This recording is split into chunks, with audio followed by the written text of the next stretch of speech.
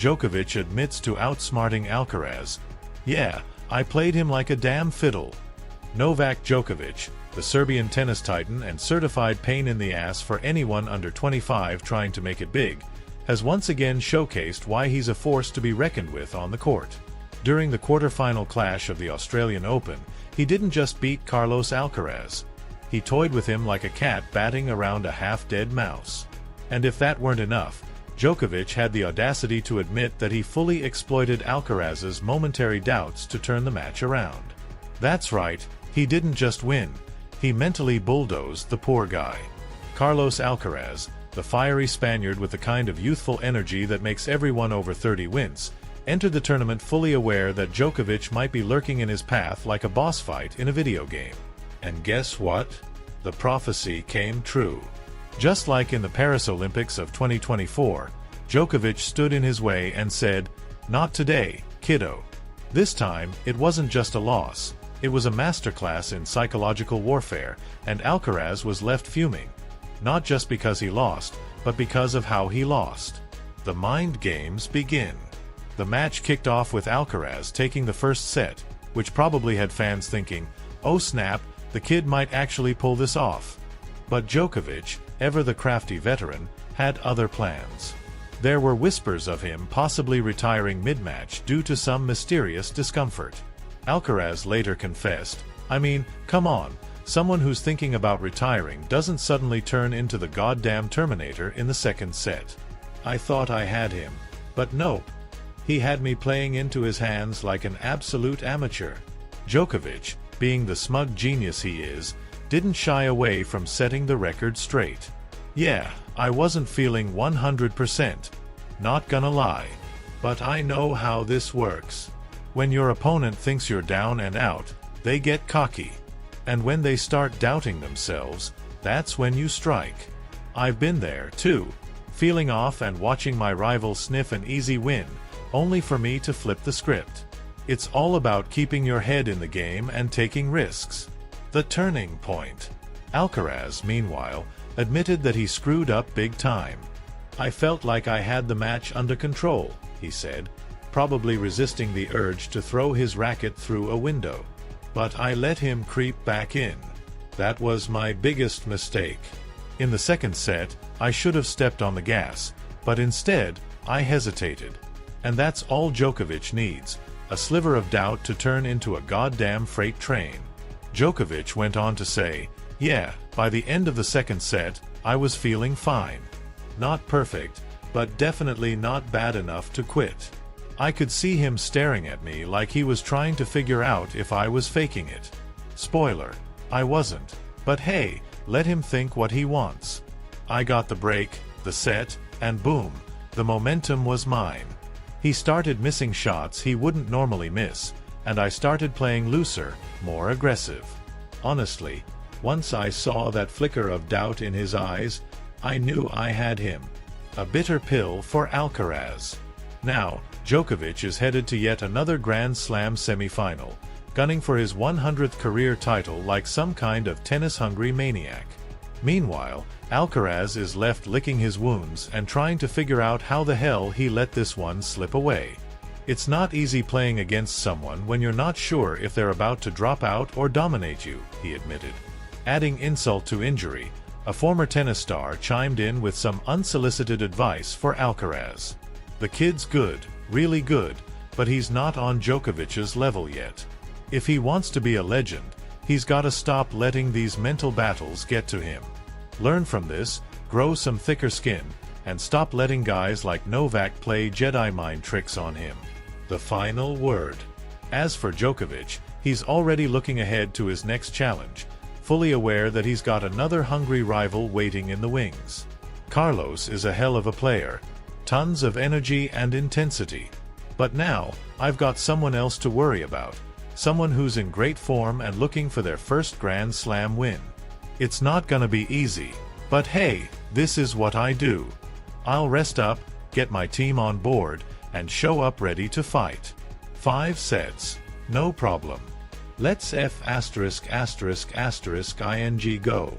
So, while Alcaraz heads home with a bruised ego and a laundry list of lessons learned, Djokovic marches on, proving once again that in tennis, and maybe in life, it's not just about talent or strength.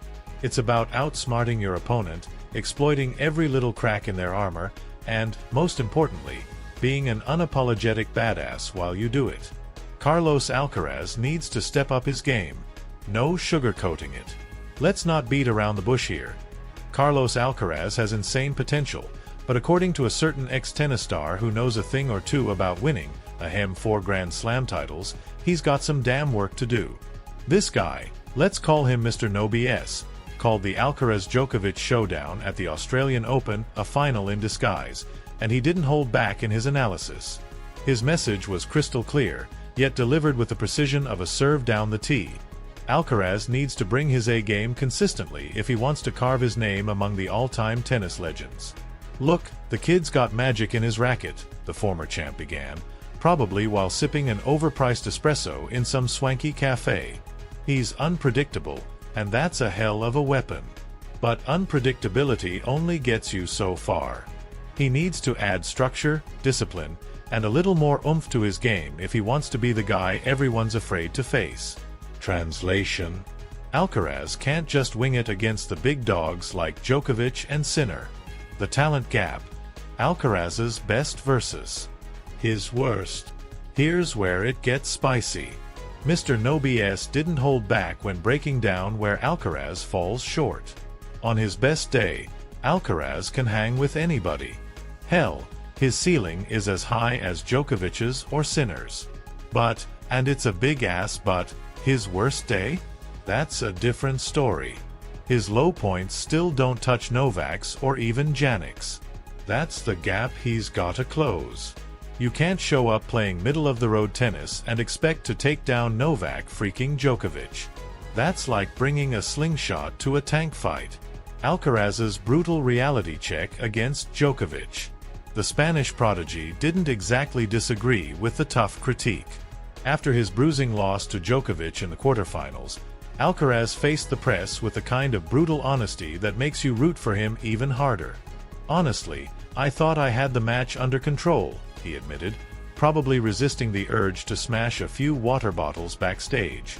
"But then I let him back in. That was my biggest mistake.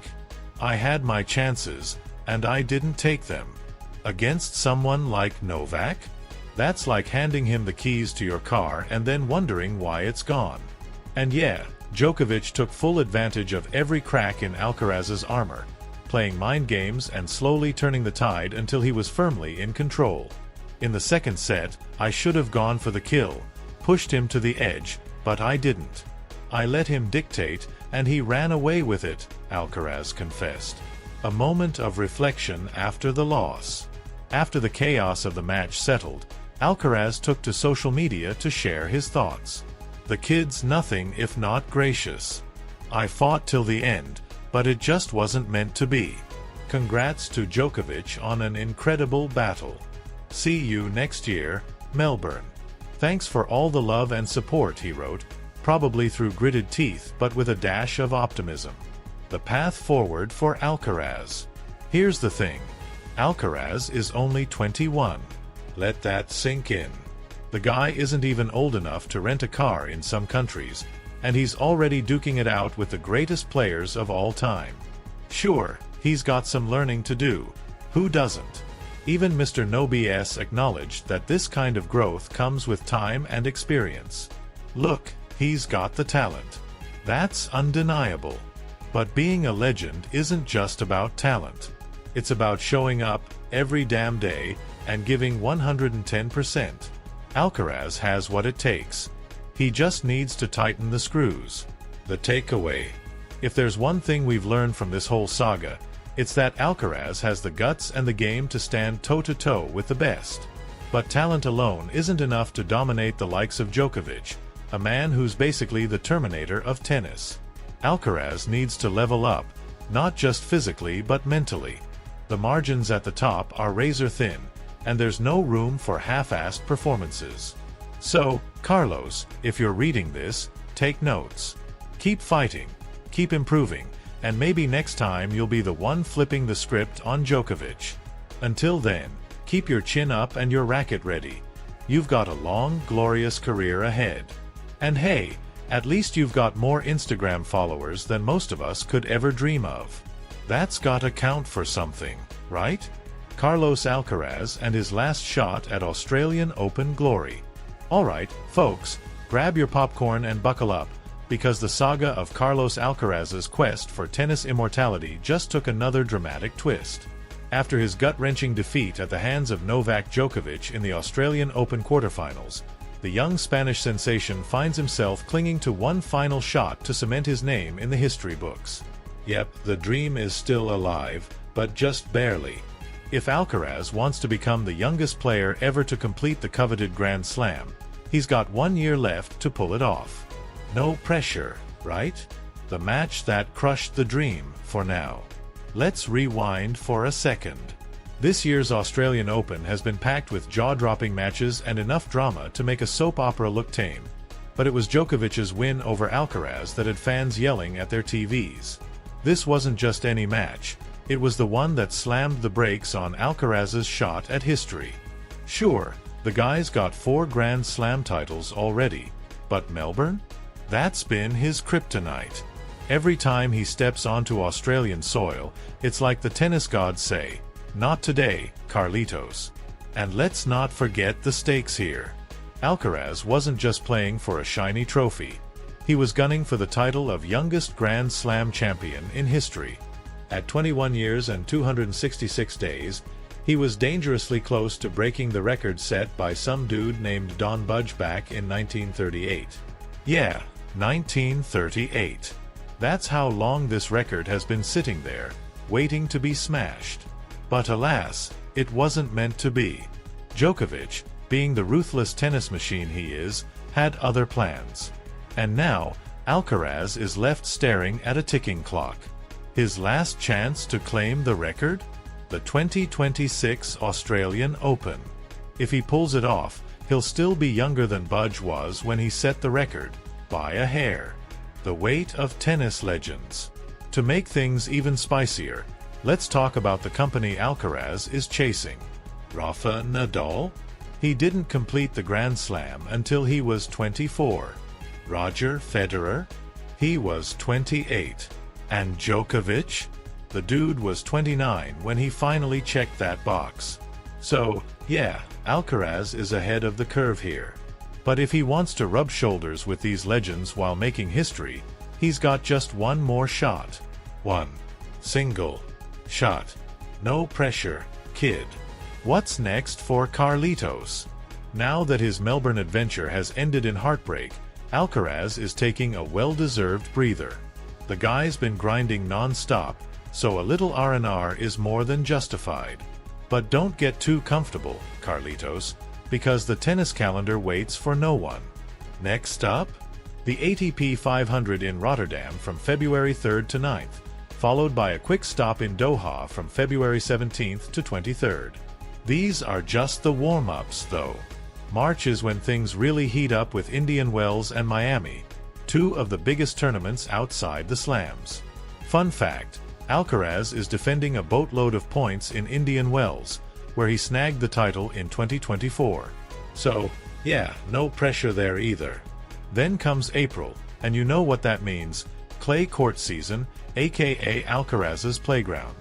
If there's any surface where this kid can dominate, it's the red dirt. Rafa might be the king of clay, but Carlitos is out here looking like the heir to the throne. Why Alcaraz still has hope? Here's the thing, Alcaraz is only 21. Let that sink in for a second. The guy can't legally rent a car in some countries, but he's already taking on the likes of Djokovic and holding his own. Sure, this year's Australian Open didn't go his way, but this isn't the end of the road. If anything, it's a goddamn pit stop. The kid's got the talent, the drive, and, most importantly, the time to make history. And while Djokovic might have handed him a brutal lesson in Melbourne, those lessons are exactly what will shape Alcaraz into the champion he's destined to be. Join the Tennis Extra community. If you've enjoyed this deep dive into the roller coaster that is Carlos Alcaraz's career, don't forget to smash that subscribe button and drop a like. Here at Tennis Extra, We're all about bringing you the best content for the best audience. From in-depth analysis to exclusive interviews and top-notch coverage of all things tennis, we've got you covered. So join our community and be part of the excitement as we follow Alcaraz, Djokovic, and the rest of the tennis world's finest on their epic journeys. And hey, who knows? Maybe next year we'll be celebrating Alcaraz's historic win in Melbourne. Until then, keep watching, keep cheering, and keep the faith, because this ride is far from over.